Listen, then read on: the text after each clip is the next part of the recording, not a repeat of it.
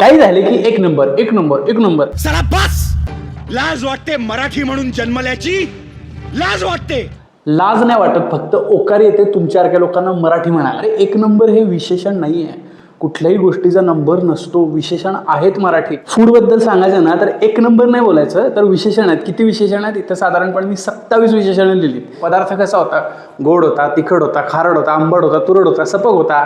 कसा होता? अदरवाईज खमंग, खुसखुशीत, कुरकुरीत, स्वादिष्ट, रुचकर, झणझणीत, मसालेदार, कुरकुरीत, मऊ, लुसलुशीत, गरमागरम, चटपटीत, रसरशीत, कोरडं, वाळकं, सुवासिक, थंडगार ताक होतं माझं, धबधबीत, मोकळा, हलका फुलका, पौष्टिक, चरचरीत मिसळ होती. त्याला मिसळ चरचरीत म्हणजे काय हे समजत नाही ना, तर त्यांनी मिसळ खाऊ नये. मराठी भाषा इतकी समृद्ध असताना त्याचा होणारा ऱ्हास थांबवा.